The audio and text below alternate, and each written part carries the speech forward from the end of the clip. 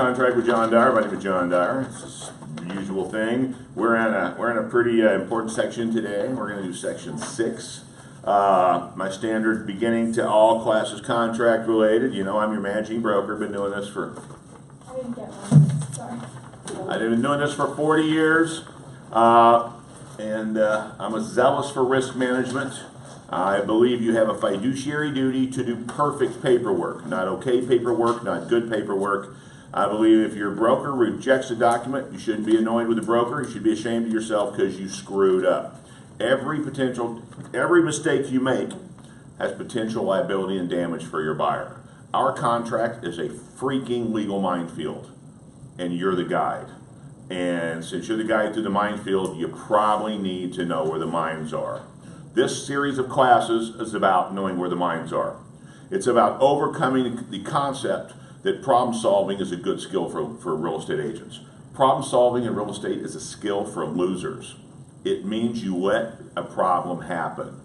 You need to practice problem avoidance. Potentially paranoid prepared problem prevention. Simple as that. Proactive, preemptive problem prevention. I can keep adding P's all day long. Your job is to think about what might go wrong based on every word in the damn contract and make sure it doesn't. Anything that goes wrong in a real estate transaction where I'm involved is my fault.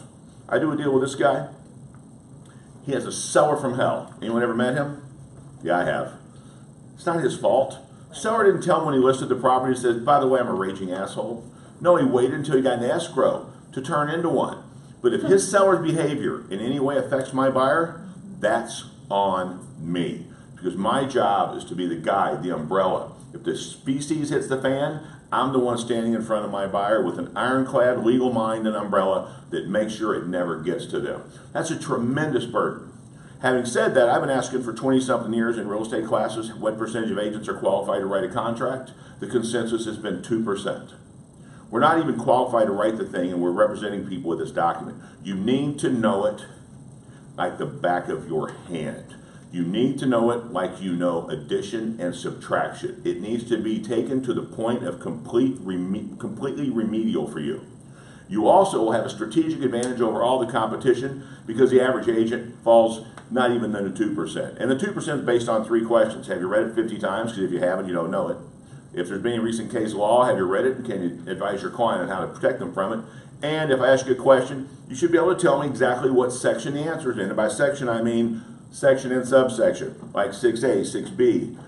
Section 6 is the #1 area of arguments, complaints, and pissed off clients. We're talking about the due diligence period here. First of all, let's talk about those 2 words, due diligence. I had 2 situations this week where agents had misconceptions. They thought the inspection period defined the due diligence. There are due diligence issues. There are disclosure issues that have their own time frames. The due diligence is not just the inspection period, the home inspection, and Benzer. There's other issues in there. Make sure you don't confuse those. I had someone the other day said, well, the spuds was delivered after the 10 days, and you didn't cure us on it, so you waived your right to reject the spuds because you have to prove spuds within the inspection period. Completely wrong. Spuds is a different, that's section 4. It's not even the same section of the contract. So we're going to talk about the due diligence issues. This is the area where if your buyer gets mad at you, it's probably going to come here. This isn't just the area where we get sued and have legal issues. This is the area where our happy buyer runs into something that makes them not so happy anymore. And one of the things we always have to keep in mind, and this is tough, is 1, we're not allowed to get emotional, and 2, our clients always will. And part of our job is to keep them calm. One of the ways to keep a client calm is to never have them ask you a question and look at them with this blank look on your face because you never crossed your mind this could happen. You need to anticipate everything that could go wrong and one by one eliminate it. Can you eliminate them all? Hell no. I've been doing this for 40 years and people still come up with stuff and I'm like, okay, I've never seen this one before. And I actually enjoy that. Every day, if you call me with one of those, I will give you congratulations, you stumped the broker. Because as long as I've been doing this, people are crazy. People are dumb. People are emotional. People are arrogant. People are dumb. People are arrogant. People are dumb. I keep going back, you know. And one of the problems with people being dumb, I should take it back. They're not dumb. That's not fair. I'm from Texas. Stupid is. They're ignorant. Ignorance is curable. Guess what your job is? To cure their ignorance. In order to cure their ignorance, who'd better not suffer from ignorance when it comes to our contract? We can't, because how can we protect people from things we don't know are coming? That's like an astrophysicist that doesn't know what a meteor is.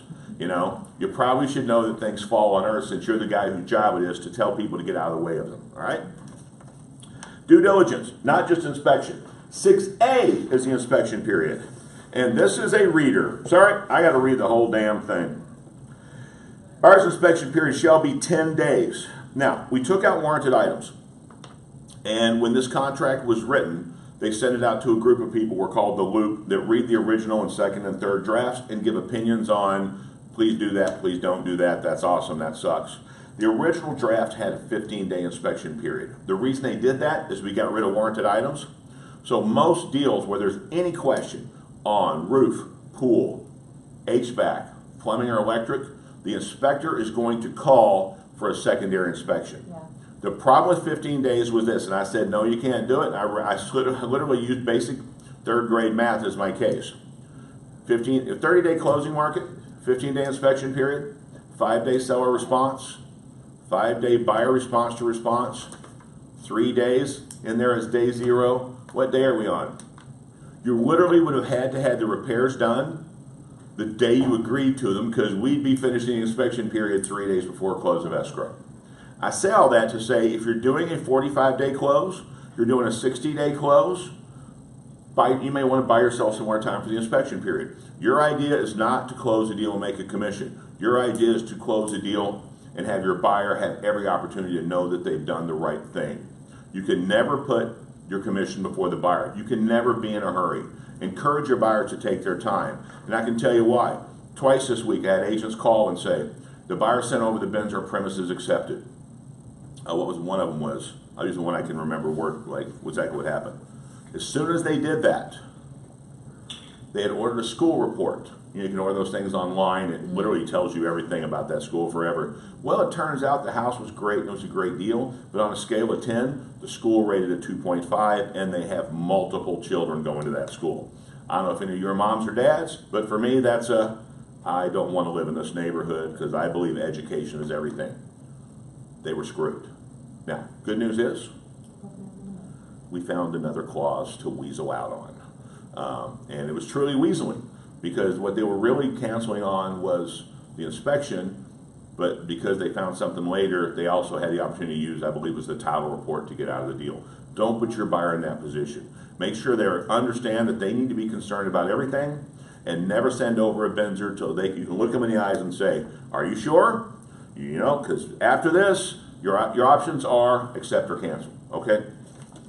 So 10 days after contract acceptance, during inspection period at buyer's expense. At buyer's expense. By the way, one thing you can't do on a Benzer we're going to talk about, you can't put on a Benzer seller to have inspection. I see it all the time. Seller to have the HVAC inspected. The Benzer report is for what's to be done, not how, not who, or get an inspection. All inspections are done by the buyer at their expense. Period. Conduct any and all desired physical, environmental, and other types of inspections and investigations to determine the value and condition of the premises. Make inquiries and consult government agencies, lenders, insurance agents, architects, and other appropriate persons and entities concerning the suitability of the premises and the surrounding area. Put a check by surrounding area. Investigate applicable building, zoning, fire, health, safety codes to determine potential hazards, violations, or defects. Verify all material, multiple listing service information. Notice that. Stop right there. Subsection 4. If it's an MLS, you assume it's BS. Okay? If something is wrong in MLS and you communicate that to your buyer and they rely on it and close the deal based on that knowledge, is that the listing agent and seller's fault, or is that your buyer's fault? Buyer's fault. Literally, at the bottom of MLS, it says, I don't know, I'm going to paraphrase, all information here contained herein is deemed but not guaranteed accurate or reliable and subject to change and independent investigation and verification by the buyer. Okay? Anything that's in MLS that seems out of the ordinary, before you write a contract, figure it out. Where this really comes in as an issue is, it's not to do with today's class, is personal property and fixtures that don't stay. If it says in MLS a washer and dryer stay, and you don't put it on the contract, you've just given the seller back their washer and dryer, or what usually happens at closing, you get to buy the washer and dryer from the seller for the buyer who thought they were getting it. Yeah. Is it redundant for a listing agent to put on like the private marks, buyer and seller, or buyer agent to buyer and buyer agent to confirm material details? It's redundant. Yeah, okay. It's not, I mean, it's harmless, but it's redundant. It's not, I mean, that's truly the buyer's responsibility. I mean, even the spuds, the buyer's responsibility is to read the spuds and not believe it and anything they're concerned on it, to take the seller's word for it, not really, and then go make sure that the seller's not BSing them. Because here's one of the problems with spuds. Sometimes sellers say there's no problem, not because the seller's lying. They didn't know it was a problem until the inspector goes out, otherwise they would have checked yes. It's not malice, it's ignorance. How many of you have things in your house you probably have no idea are wrong? The answer is all of us, all of us. So, I don't know if you guys, I don't do a professional home inspection once a week, and we live in Arizona, so things, especially in the cooling area, things can go really wrong overnight. By the way, buying stock in an air conditioning company on last Friday would have been a very, very good investment. They're working 16-hour days. Yeah. All right. Verify MLS information. If the presence of sex offenders in the vicinity or occurrence of deeds, natural homicide, death, etc., crimes of felony, or occupied by someone with HIV or AIDS, understand the seller does not have to disclose that. The buyer absolutely needs to investigate stigmatized property issues. ARS 322156. Pull it up, print it out, screenshot it, and send it to every buyer. I've yet to ever talk to a buyer that closed that knew that a seller did not have to investigate sex offenders. Not only send them that stigmatized property law, I say at the bottom of them type familywatchdog.us, which is a place to go find sex offenders. It's truly material to everybody. You also need to read the case Lerner versus DMB, which will tell you about Lerner and Rowe, 9771900. The worst earworm commercial in history. I woke up singing that to myself at 3 a.m. before. He bought a house by a sex offender in a very expensive neighborhood, like multi-million-dollar neighborhood, and it wasn't disclosed to him. And he tried to shoot this law down. It stood up. There's also a great lesson in there about how to communicate stigmatized property law issues. But obviously, there's things that are material to a buyer that they assume a seller has to disclose. Seller doesn't have to. All right. Maybe investigator inspection. Buyers shall keep the premises free and clear of liens, shall indemnify and hold seller harmless any liability, claims, demands, damage, and costs, and shall repair all damages arising from inspections. That, my friends, is why I use a professional home inspector. Because if the buyer sends their buddy over, who's an HVAC guy, and that HVAC guy falls off the freaking roof, by signing a contract, your buyer indemnified the seller. Their homeowner's insurance is not applicable. Your buyer has to eat the cost if they sent that vendor out, or that vendor's going to have to sue your buyer. That's why it's always a good idea to get a professional home inspector, because they're required to carry liability and E&O insurance, mostly liability. I know 2 inspectors that have fallen off roofs. One shattered an elbow, one broke a shoulder and a leg. To this day, I harass both of them. How many roofs have you been on? Their answer is always, 1 too many. All right. Free and clear of liens shall indemnify and damages and repair all damages arising from the inspection. Here's the truth about inspection. The buyer has the right to do any inspection they deem necessary, no matter how intrusive or penetrating. If buyer's afraid that there's a crack in the slab because the neighbor said, that house has big settling problems, there's a 1/2-inch crack in the slab, but it's under the carpet, the buyer has the absolute right to pull the carpet up and look. and the absolute responsibility to put the carpet back exactly the way they found it. In the amount of days allotted per the contract. They can't just say, oh, Oh yeah, yeah. we're going back in, because I've had problems where I had an agent on the other side say, oh, well, you know the roof's bad, we're going back up there. And I said, you had the amount of time. You could have called 10 guys over there to look at. Well, they can still go back on the roof. If they want to find out what's going to cost after closing to fix it, there's nothing to keep from going back on the roof and getting a bid. They just can't cancel or hold the seller in any way responsible for the cost of that bid. Contract clearly states when we get to the end of section 6 that they have properties made available for any and all inspections and walkthroughs.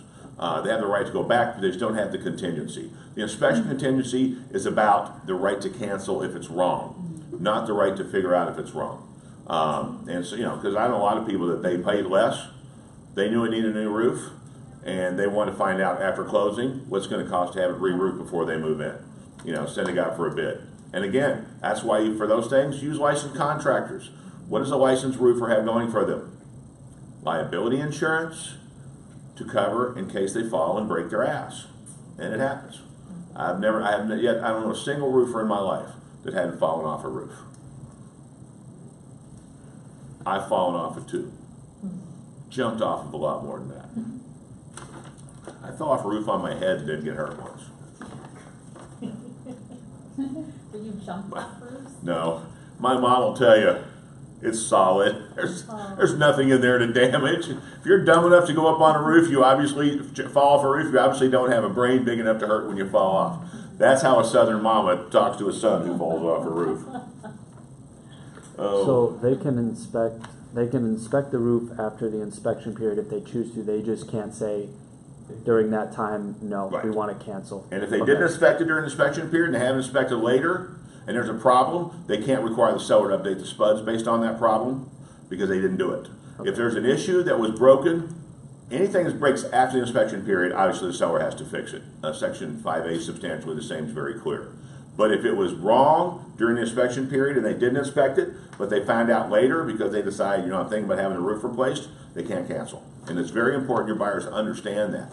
Now, if you go over 3 weeks after closing and we had one of our hellacious monsoons, and obviously part of the roof has decided to move to the neighbor's house, then they would update the spuds. The buyer would have the right to cancel. But if those roof tiles were missing during the inspection period, they didn't call the seller on it, they're SOL. Right? So you can't tell them to update the spuds if, say, there is like roof tiles missing and it was on the Binzer. You can't require them to update the spuds since it's going to cost them money. Contract clearly states. Because then you're just manipulating the inspection period. You have the right to look at it, find it, and cancel. If you want to have them update the spuds and within the inspection period and it falls within the same 5 days, that's okay. But you can't wait till after this inspection period ends, go update the spuds and use it as a weasel clause. Right. So obviously home inspectors and agents and buyers would be playing that game all day long. As a matter of fact, I would have a class on the mastery of manipulating updating spuds. And I'm the one that teaches. Always give them to update the spuds if you find something wrong, but it has to be something that was either would have been disclosed on the spuds but wasn't, or something and was not found during the inspection period because it wasn't obvious or known or knowable, or something happened after. And that's a tough category, which that's when it gets to my desk.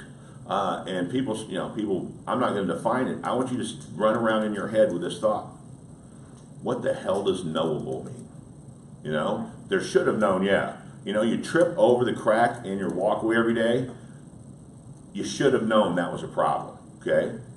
But if there's a crack on the underside and there's water building up from a broken pipe and it's about to crack that's knowable. That's a scary category. And that's where you get into legal hair splitting, and that's when I have to deal with people I don't like. You may have heard of them. Lawyers. The spuds is, from a seller standpoint, it says all over it, to the best of my knowledge, who's selling something, no matter what they're selling, is going to write up a document that says, well, I know this, and this. They're going to lie all day about it, and you're going to tell them as your realtor, you need to do this as best as you can. I've never had a seller lie on spuds, ever. It does not happen. If it does, their agent did not do their job, because lying on the spuds adds malice and intent to non-disclosure. I don't know is one thing. I'm lying about it's a complete different thing. Well, yeah, like ignorance, not like malicious. I hear what you're saying, not like malicious. I know my roof's trash, but I'm gonna write that I don't know anything about it. I don't go to the property. I'm speaking like a seller. I don't go to the property. It's a second home. To the best of my knowledge, everything's fine. Well, then when it comes to roof, you don't check yes or no. Because on the spuds, if you don't check yes or no, that says, you know, I ain't sure, I don't know, you figure it out. But if you check yes, the assumption is, if a seller checks yes on the spuds, the assumption is they're stating from a position of knowledge, absolute knowledge, not an opinion, not a thought. That's why every seller needs to do a spuds to cover their ass, and we need to do a really good job of explaining to the seller what that disclosure issue is, and explaining what the due diligence is, that even if you don't disclose it, the buyer's going to find it out, and you're going to have to wait 15 days to find out the buyer's canceling instead of up front when you disclose it. Again, I always say this, there is no upside to not delivering the spuds. There's certainly no upside to lying on it. And I really, of all things I have not dealt with, I've yet to deal with sellers absolutely lying on spuds. I have had them say they don't know and not deliver a spuds, or not deliver a spuds thinking that covered them. But hopefully sellers are too smart to make an absolute written disclosure that is knowingly Well, false. they'll come out anyways if the inspection company is worth it, you know. Yeah. Maybe. See, there's Maybe. Yeah, there's a well, good statement, if the inspection company is worth a damn. All right. Buyers advise Canadians regarding the premises with inspection period in section 6A. Buyer and seller acknowledge and understand they're not obligated to may engage in negotiations for repairs and improvements to premises. Any agreed upon repairs will be done pursuant to section 6J. Oh wait, I was going back to section 5 because it reads the same. Upon receipt, seller. I'm going to paraphrase it. Buyer must deliver to seller all inspections and reports upon receipt, not upon request, and that includes after cancellation. Okay? If they have a roofer up and a roofer gives a bid, that bid's an inspection, that bid needs to go to the seller. There is no downside, there's an upside. If the buyer gets tired of it and says, screw it, I'm going to cancel, the seller now has to disclose all the information on that bid, which references defects and the cost of repairs to any subsequent buyers. And I don't know about you guys, if I have a seller that's not necessarily straight with me and I waste $350, $400 on inspection, only to find out crap that if the seller put on the spuds, I wouldn't have even paid for an inspection, I want to see that seller get some karma. The way you give them karma is by making sure every subsequent buyer gets disclosed that stuff. I've had agents say, don't send me an inspection report if you cancel. Why do they say that? You just have they to don't have to disclose. disclose it. Because once that bell rings, you can't unring that bell. They don't want to know. And you know, people think ignorance is bliss. You know what ignorance is? An extra zero on the lawsuit. Okay? All right. And it's upon receipt, not upon request, at no cost. Use a home inspector. Let's talk about home inspectors before we move on to the next section, because this inspection period. A couple things about home inspectors. One, don't refer them. Don't have a home inspector. There's a basic rule of my life. I don't ever want someone to refer someone to me whose job it is to protect me, them from me. You know, if you're going to sue me, I'll be more than happy to refer you to a lawyer. Because I'm going to refer you to a lawyer I know that's not going to take me on. I'm going to refer you to a friend that will cheat you and cover it for me. Now, do we need to refer home inspectors? Yes. You need to have 5. Do you have a favorite? Yes. Vet them. Before you ever use a home inspector, if you have a buyer show up with a new home inspector, do your job. Your job is not to sell real estate.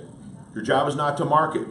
Those are things you do to get the right to do your job. Your job is a licensed legal representative and the guide through the minefield. Call that inspector. Have them send you a copy of their inspection report. Find out what they cost. If the buyer says they cost $150, what goes off in your head? Red flag. Yeah, you know, if it sounds too good to be true, it always is. And when I came across that, there was a guy who went out on his own. He's trying to hack and make some money. And he wasn't a bad inspector, but he was trying to make some money, so he would do an inspection for $150. And then he charged him $50, $75 for a written report, and another $50 for pictures on the written report. By the time he was done, he was charging the whole thing. He literally had an asterisk at the bottom where it was a menu. Take a look at their reports. Some of them are written horribly. And there are some home inspectors out there, just like there are realtors and everyone else, that just flat out suck. And if you let your buyer use a home inspector that sucks, it's not your fault. But you're going to be involved in every minute of the cleanup of the mess that causes. have a good list of them. Another reason why you want a long list of home inspectors is because, I don't know if you guys notice, the market's pretty hot. You know what all the good inspectors have in common? They're busy.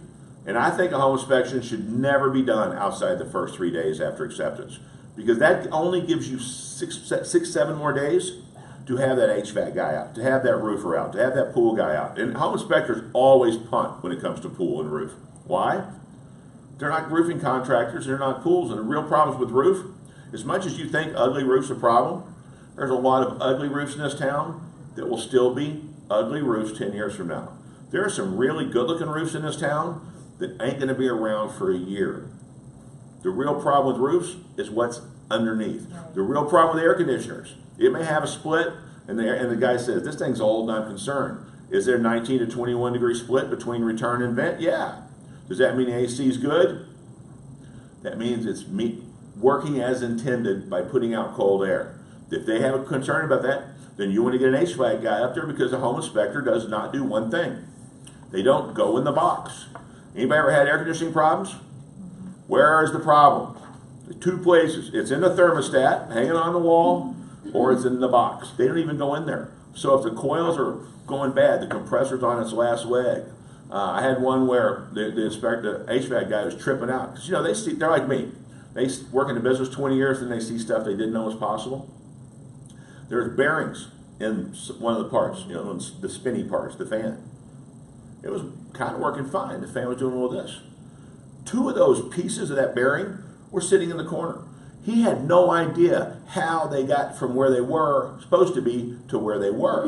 It was still working. It's a little wobbly, but eventually that was going to cause that fan to seize. So you never know until you get in the box. You need that extra time, because guess what? If you have an HVAC, you need an HVAC inspection this time of year because the inspector says it's a problem. What's true of HVAC guys? They're busy making real money. Yeah. Guess what's not real money? Inspections. Inspections for realtors and buyers, correct. So you always have to be aware of outside circumstances that can affect your effectiveness in how you get things done. This time of year, you better be way ahead of the game when it comes to air conditioning, because, and you know, we had 2 deals today where it was outside the inspection period. 5-year-old AC just died. Why'd they die? He killed them.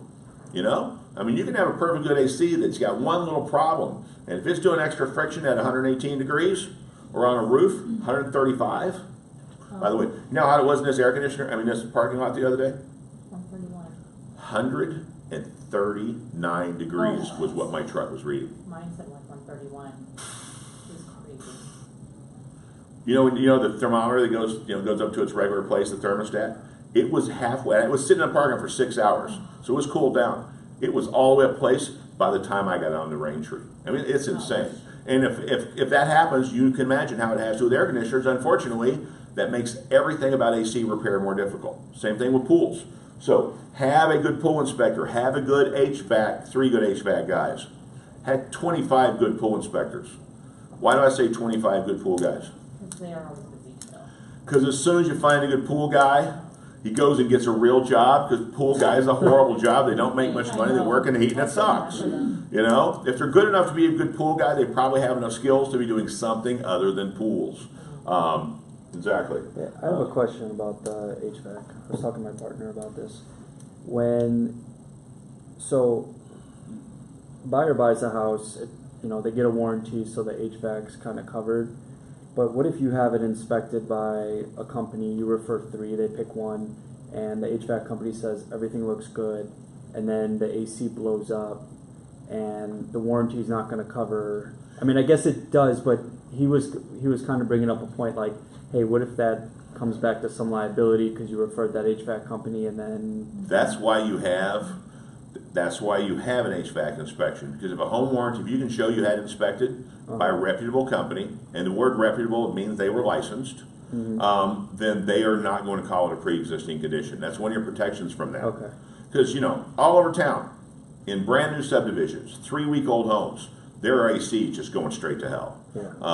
You never know. You never know. And if you talk to HVAC guys, they can say it's gonna be perfect today.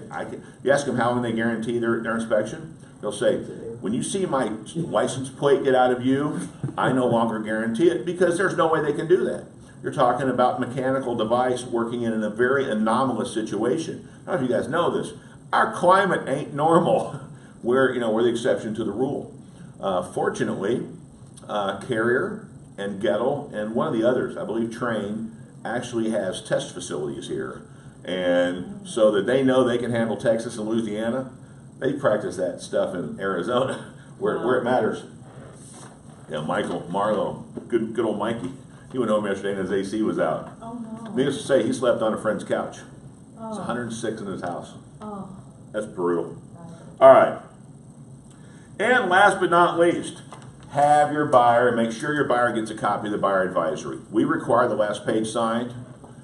I have a thing called a howdy package that I send a buyer like right up front. I send them a copy of stigmatized property law. I send them a copy of Luke Air Force Base, whether I need it or not. I send them a copy of the pool ordinance, whether I need it or not. I send them a copy of the buyer advisory and specifically reference it. The buyer advisory is the buyer's due diligence instruction manual. It references things that a buyer should be concerned about. Some are very obvious. Pest control doesn't have termites. Everybody knows to worry about that. Sex offender. But it covers some of the more subtle ones that we don't think about. We all probably know that list. I know that. I think there's 30-some things on it. I know that list. Ask me right now, I couldn't name 10 of them. So that's your way of telling the buyer, these are things you should be concerned about, and more importantly, here's sources to find out the answers, schools, etc. Otherwise, they're going to depend on you. And even though the law says we're not responsible, I mean, R4 1101 28B clearly states, Article 2 of the Code of Ethics clearly states, we are not responsible for discovery and due diligence. Does that make you feel any better? It shouldn't. Because if our buyer misses it, our life is still going to be hell until it gets made all better. And even worse, who are they going to blame? Is it your fault? Yeah. Yes. What did I tell you when I started the class? Everything is your fault, like it or not. If you come from that point of view, it'll make you a little more paranoid, because there's nothing worse. You will. If you're new to the business, you haven't done it yet, your day's coming. I've done it 1,000 times. There's nothing worse than having to tell your buyer, I'm sorry. Those are horrible words, because when we apologize to our buyer, it usually means their house that they love, that they're emotionally attached to, has issues with it. Whether it's an issue with actually being able to close it or something wrong with it. When your goals in real estate is to never have to apologize to your clients. That's a goal you will fail at. You will have to. We're not perfect. And pardon my language, shit happens that you literally could never, and no one could ever anticipate. All right. Section 6B, square footage. I always make a big deal out of this. Very simply put, sections 2M and N are the appraisal contingency. Everyone depends on the appraiser to measure the house because they're required to do that per their mandate. Appraisers come up with a very accurate square footage. I say very accurate. There's no such thing as an exact square footage. I challenge you, go measure a house from 4 corners. Measure it twice from each corner. You're going to come up with 4 to 6 different square footages, because it's a game of inches. You know, it's like goal line football. It ain't a game of square feet. It's a game of square inches. But if there's a concern, most people say, I'm not worried about it. I can find out an appraisal. We had 2 weeks ago. One was in the MLS and the assessor record. Note to self: assessor record is often wrong when it comes to square footage and name of the owner. The one that really ticks me off is I found it to be wrong several times in the last year, where it freaked people out on year built. If you can't trust the assessor records for year built, I, John Dyer, 40-year professional broker, have no clue to tell you how to figure out that one, because you're going to have to find the guy that built it and say, when find the plans or something. But any information that you disseminate to your client, you need to make sure it's correct. Square footage is often wrong for a number of reasons. People change houses. Builders file a plan and then get away with altering it. This house was 4,800 square feet. It appraised for purchase price, but it showed up 300-something square feet less. which means they were paying 4% more per square foot. All appraiser cares about value. They wanted to cancel. They couldn't. If you're concerned about square footage, measure it during the inspection period. Have your client measure it during the inspection period. And if you certainly, and I, you know, I don't know how long you guys have been doing this, but every now and then I walk to a house, and I say this in class all the time, and you walk around and you go, where's the rest of it? You know, you look at MLS, it says 5,000 square feet, and a lot of times it's just a crappy floor plan. You'd be surprised how much you can ruin 5,000 square feet by how much you chop it up. You'll also walk around houses that say 1,500 square feet, and you go, this is the biggest 1,500 square foot house I've ever seen. It's all about floor plan, but if you're concerned about it, make sure your buyer measures it, because if it comes in appraisal and appraises for price, they're stuck. Right. Wood destroying organisms. I got a real simple rule. Every buyer gets a termite inspection. If they say there's a warranty on it, then find out who the warranty's with. Should come along with the spuds, because that's a disclosure issue. Call that warranty company, spend the $40. If they don't have an annual inspection included in the warranty, spend the $40, $50 and have them come out and check it again. That way, if there are current issues, you can make sure the warranty covers long enough. Sure, the seller will get it treated for free by that warranty, but you want to make sure your buyer has at least a 2-year warranty. And I can tell you without any BS, I've had houses test completely clean by termites from a really good reputable inspector who I trust in the beginning of a deal and gone through a closing walkthrough. So not treated in the beginning of a deal, gone through a closing walkthrough, and there were tubes in the garage. The stuff we use to treat is not real great. It's not a guarantee. The only guarantee is if you find them again, it's under warranty, they'll come back and retreat. There's also other wood destroying organisms. There is these weird bees. There's talk that honeybee may be added to wood destroying organisms. Why? Has anyone ever seen honeybees nest in a wall? Put a hive in a wall? I have 3 times. A garage, wall's about that length. I'm gonna exaggerate because I'm a Baptist preacher's kid. There was a bazillion bees in that wall. It was literally, you know, they have that hard insulation stuff, the foam. The honeycomb looked like was installed as foam insulation. The problem with that is once honey gets attached to wood, it can compromise that wood. It's also god awfully expensive because you literally have to tear that section of the house down, get them out, and bee removal's not real cheap. On the other hand, it was really cool looking. It was. See, what I would have done is I'd just installed glass on that wall so I could watch the bees all the time. Till I woke up with one up my nose, and I'd probably change again. I have been stung on the tongue by a bee in my sleep. Bees love me. Because I'm sweet, baby. Yeah. I'm honey with feet. I have no idea. No idea. But I have been bit by bees probably 40 times in my life. Are you trying to insert it in your mouth? I've been bit by black widows twice, scorpions 3 times. Bugs love me. I can go fishing with my buddies, and I'm literally big. I have leprosy. I'm so red dots. They'll get bit once. Wow. Bugs love me. That's so weird. I think it's like a satanic thing. They are attracted to evil. Fortunately, it's not flies. You know, in the movie, the bad guys always have bugs around them. Do you expect them to bite you before they even bite you? Like, oh, I'm going fishing, I'm gonna get bitten up by bugs.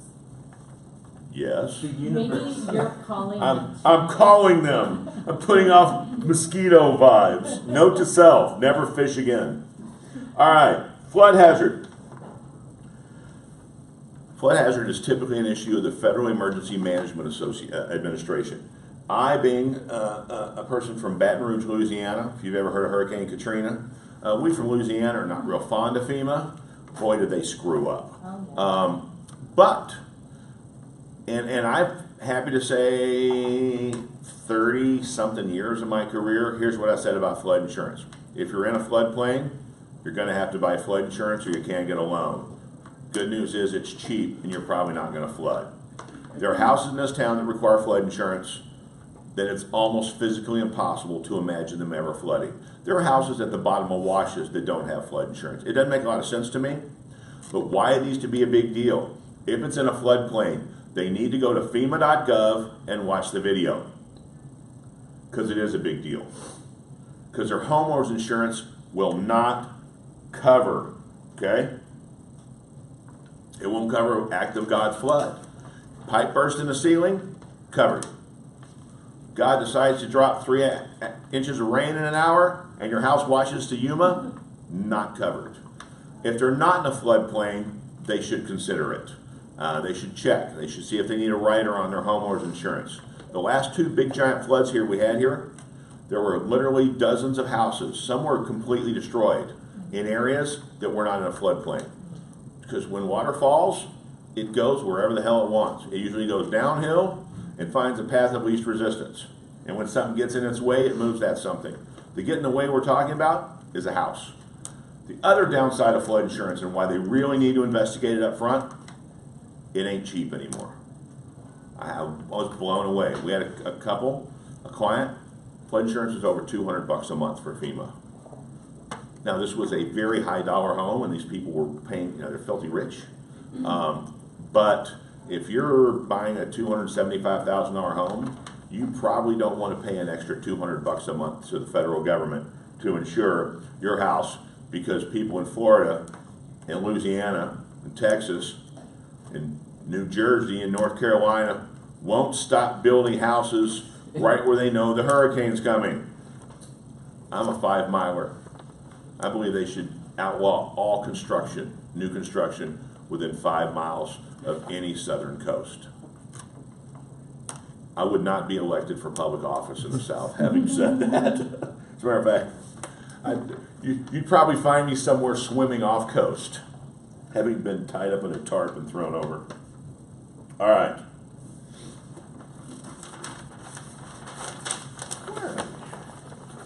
6E. 6E is a big deal. How are we doing time-wise? 3:30? It is 3:53. 3:53? Yes. Holy crap. Took longer than. Section 6 is a big one. All right, well then let's talk about 2 more little things and we'll move on. We'll start over next week, or in 2 weeks. Homeowners insurance, if it's material to the matter to the buyer. Here's the problem with homeowners insurance. And I'm going to be very preachy here, because this is a big deal. There's not a buyer out there that knows they should be freaked out concerned about homeowners insurance. Most people, most realtors think, what is homeowners insurance? It's a no-brainer, it's not terribly expensive, and I have to have it on my house because my house burns down and I want someone to rebuild it for me or pay me for it. There's more to it than that. There's a thing, and I can't say this enough. The buyer needs to get not only the insurance claim history from the seller. Never let a buyer waive insurance claim history. And if you do, the day after they waive it, call up and say, can you send me a list of any claims on the property per Section 5B? Because people think when you waive the insurance claim history, you're waiving disclosure of claims. No, you're waiving a claims history, which is a form. Also, never use the word clue. If you're using the word clue, it means you're clueless. We took that sucker out of the contract 7 years ago now. I don't know how people have been in the business 2 weeks are saying clue.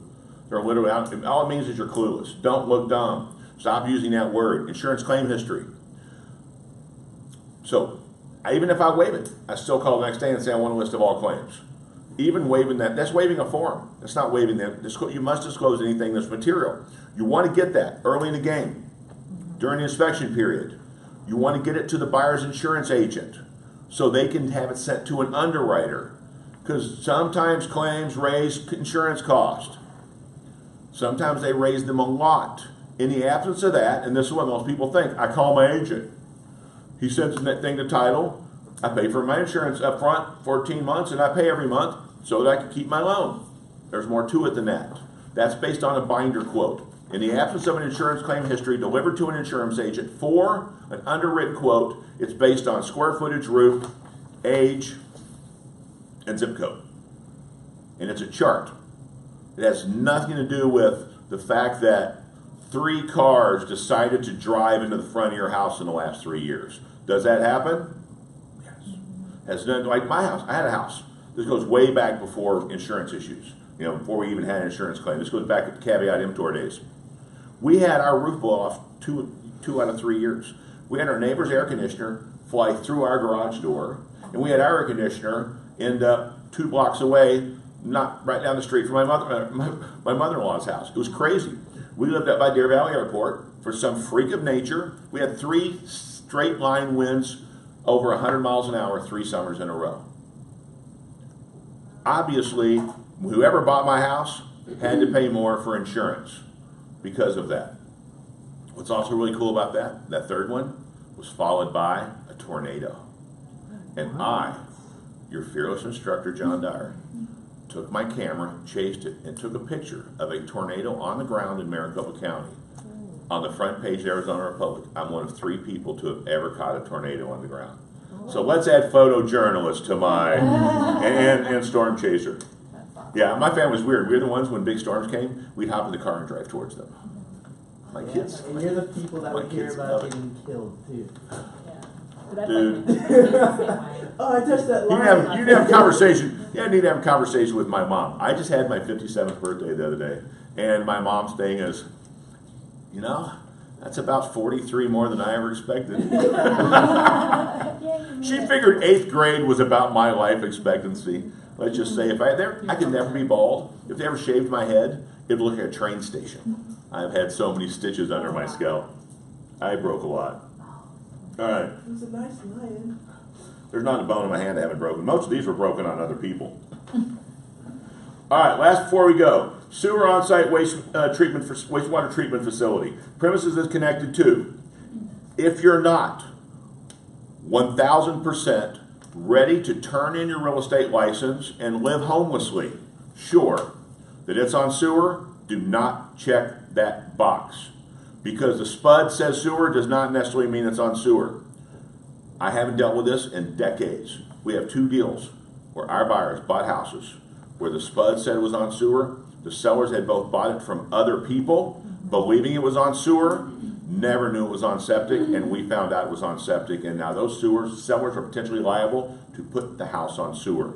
Those are 7-figure mistakes. I have something to talk to you about sometime, like in the near, like maybe tomorrow. I don't know if there's any time, and it's a situation like that. That's what I'm here for. On a house that I'm listing. I'm the situational analysis dude. Okay, awesome. So But you how do just find don't- find Pardon out? me? How do you find out? Well, in this case, they had a backup. So they called a regular plumber. And the plumber said, well, I can help you with this, but you know, you gotta have your septic dealt with, and we don't do septics. And even worse, the previous seller had planted a big tree over the sewer dump. I mean, septic dump. The septic dump had been buried under 10 years of dirt. They built a tree there. These people that sold them the house are so screwed. I mean, obviously our buyers are screwed, but their position in court is absolute. I mean, it's horrible. Like I said, unless you're ready to quit real estate and live homelessly, don't check that box unless you're sure. Now, if you know it's on septic, check septic.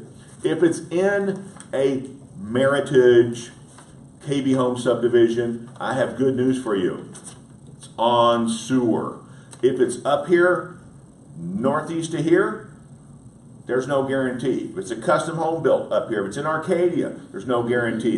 Even worse, there's some houses that they connect in the sewer, they just forgot to disconnect the septic and pull it out of the ground, so you have these dormant death traps in their backyard that eventually will rot and turn into a sinkhole. It's a big issue. So can I, as a buyer's agent, we're the ones that check that. If it was wrong, the selling agent, they're not responsible for. Oh yeah, they are. Absolutely, so is the seller. That's a false, understand, MLS is BS, but if there's a disclosure in MLS, that's the same as on the SPUDs. Right. That's why if you're a listing agent, never get that one wrong.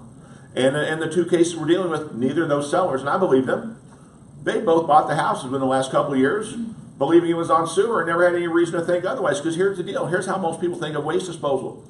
I flush, it goes away, problem solved. And did the lawyer win those cases for your buyers? Oh, no, these are real. In the last 2 months. No, it has not began to hit the fan. Okay. And fortunately, you know, we're on the better side of it. But it's scary. And you know, and think about it. It is something that every buyer has a right to be concerned about, because septics come with maintenance replacement issues, different from sewer. Some people are afraid of them. They're not bad. Like I said, most people, all they care about was, you know, I flushed and it went away. Good for me. But how do we find out for sure? Like, what site do we go? There is no, I don't, oh, no. It's registered with the Department of Arizona, Oh, ADEQ, okay. Arizona Department of Environmental Quality. Of whether it's septic or sewer. Yeah. Yeah. And that's why, by the way, that's why septic is such a big deal as far as inspection. And I'm going to teach you something right now, and then I'm going to let you go. Anytime you hear the word environmental, the hair on the back of your neck needs to stand on end. Your paranoia needs to be big, because I don't know if you know anything about our world today. Environmental is a word that brings lawyers out of the woodwork like termites, and it's never not a big deal. And the other one is alternative system. I really don't know what that is, but really gross. You know, I think by growing up, that's a roll of toilet paper hanging off the tree. No, there are some different leaching systems in rural stuff, but Is that a hole in the ground? yeah. Well, see, I'm so old that you know what that meant in my day? Privy. You guys know what a privy is? I'm in a room full of youngsters. Privy is a southern colloquialism for outhouse. Yeah. And you know why I never disrespected my grandmother? Because if I disrespected my grandmother, I was sent to timeout in an outhouse. Trust me, once you've been sent to timeout in an outhouse, you say yes ma'am till the day she dies. Yeah. She was this tall and scared the heck out of me. And I was certain, because she threatened me, next time I'm putting you in it. She was this big, I believed her. All right, listen, we're going to stop at that. We'll pick up swimming pool, because that's a big 5-minute deal next time. Thanks, guys. Thank Piece you. by piece, we tear this thing apart. I'm pretty sure next time will be the rest of 6 and 7.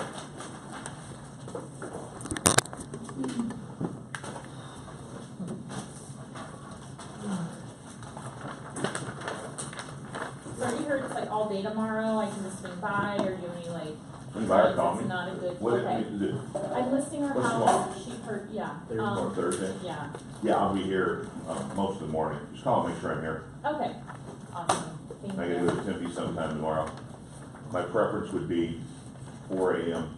Okay. Wow, You I driven can't around do this town in that. the afternoon? I know. Let's take that bullshit heat and add traffic. That's road rage and profanity in the making. If I called you at 4 a.m., you'd yell at me. Do what? If I called you at 4 a.m., you'd yell at me. No, but I mean, if I would drive around town, 4 a.m. He's like, don't call me. No. Well, one time I called like at 9:30, the broker hotline, he's like, you're not They open. close Did I that. bust you? Was it me? Yeah, it was you. Then answer your I question was anyway? laughing. Oh yeah, absolutely. You were awesome. You were joking. You were joking. I figured Quick I question, would yell at you. yeah, quick. But you gotta try, right? You gotta do it anyway. You gotta be smart in everything. It's probably the easiest question you've heard today, I hope. I'm thinking See you about several later. license working currently, and possibly joining here, so I'm gonna have that talk with my broker over there, sever. What, is there a window of time to where I need to join another brokerage before something happens? What's the status of the license? From the moment you sever the other person, Yes, you're not a real estate agent. it's You inactive. you cannot talk to clients. Sure. You can't, you have signs that you gotta take them down. Yep. So the answer is, when you sever one, immediately plug in the next one. Okay, what's the status of license technically? Once severed and it You're had not inactive. yet joined? You're inactive. That was my thinking. You have no real estate license. But other than that, there is no. Of course, the huge one, like you just said, is you cannot practice real estate anymore. But you're not putting yourself in a position to where you let enough time go by, some other shit happens. Well, yeah, you never know what's gonna happen.